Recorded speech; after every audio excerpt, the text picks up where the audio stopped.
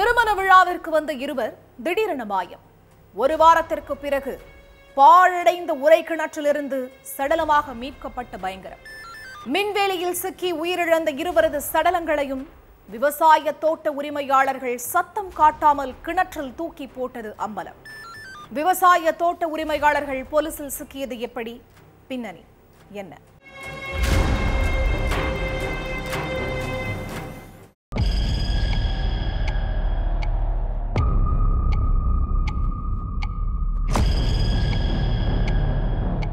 பாலடைஞ்ச உரை கிணத்துல அழுகுன நிலையில 2 ஆண் சடலங்கள் கடந்திருக்கு.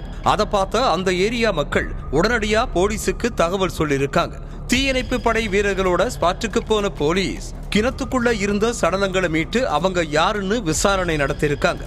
கடந்த ஒரு வாரத்துக்குள்ள காணாம போனதா ஸ்டேஷனுக்கு வந்த கம்ப்ளைண்ட் லிஸ்ட் எடுத்து விசாரிச்சிருக்காங்க. அதுல சிவலிங்காபுரத்தை சேர்ந்த ரவிக்குமார், சுரேஷ்குமார்ங்கிற 2 பேரை காணும்னு அவங்களோட மனைவிகள் கம்ப்ளைண்ட் கொடுத்திருக்கிற விஷயம் போலீஸுக்கு தெரிய வந்திருக்கு.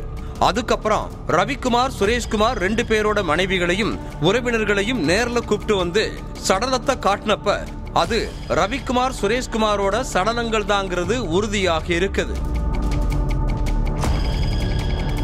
கல்யாண வீட்டுக்கு வந்தவங்க எப்படி கிணத்துல சடலங்களா கிடந்தாங்க, அவங்களுக்கு யார் கூடயாவது பிரச்சனையாகி அந்த முன்விரோதத்துல அவங்கள கொலை பண்ணி இருக்காங்களா, இல்ல வேற ஏதாவது காரணமா இருக்குமான்னு பல்வேறு கோணங்கள்ல தீவிர விசாரணை நடத்திட்டு இருந்தாங்க காவல்துறையினர். அதுலதான் அந்த கேஸ்ல உள்ள மர்மங்கள் எல்லாமே விலக ஆரம்பிச்சிருக்கு.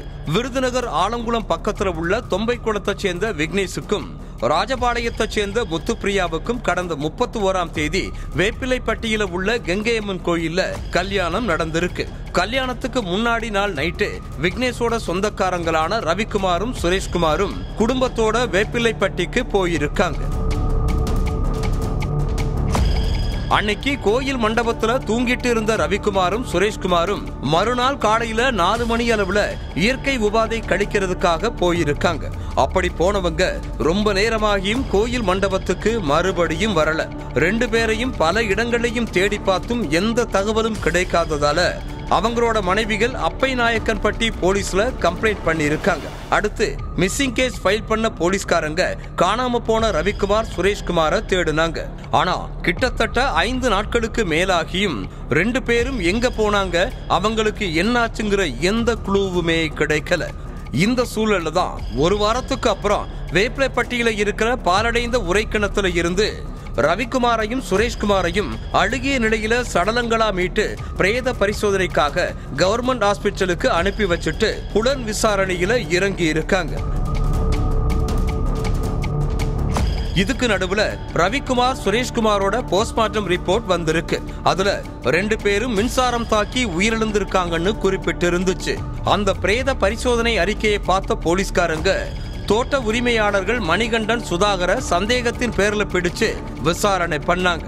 அப்போ தோட்டத்துல உள்ள பயிர்களை காட்டு விலங்குகள் கிட்ட இருந்து பாதுகாக்கிறதுக்காக மணிகண்டனும் சுதாகரும் சட்டவிரோதமா மின்வேலி அமைச்சிருந்ததும் அது தெரியாம ரவிக்குமாரும் சுரேஷ்குமாரும் இயற்கை உபாதை கழிக்க அங்க போன போது மின்வேலியில சிக்கி சம்பவ இடத்திலேயே உயிரிழந்ததும் தெரிய வந்துச்சு. சட்டவிரோதமா மின்வேலி அமைச்சிருக்கிறதும் அதனால 2 உயிர்கள் போயிருக்கிறதும் போலீஸுக்கு தெரிஞ்சா கண்டிப்பா நம்மள உள்ள தூக்கி வச்சிருவாங்கன்னு நினைச்ச மணிகண்டனும் சுதாகரும் சேர்ந்து சடலமா கிடந்த ரவிக்குமார், சுரேஷ்குமாரோட உடல்களை பாலடைஞ்ச உரை கிணத்துல போட்டுட்டு ஒன்னும் தெரியாத மாதிரி கமுக்கமா இருந்ததும் தெரிய வந்திருக்கு. விவசாய தோட்டங்கள்ல அனுமதி இல்லாம மின்சார வேலி அமைக்கிறதால விலங்குகள் மட்டுமில்லாம சில சமயங்கள்ல மனித உயிர்களும் பறிபோகிற சம்பவம் அரங்கேறிட்டு தான் இருக்கு. அதனால அரசு முறையான நடவடிக்கை எடுக்கணும்னு, சட்டவிரோத செயல்ல ஈடுபடுறவங்களுக்கு கடுமையான தண்டனை பெற்று தரணும்னு கிராமவாசிகள் குற்றம் சாட்டி இருக்காங்க.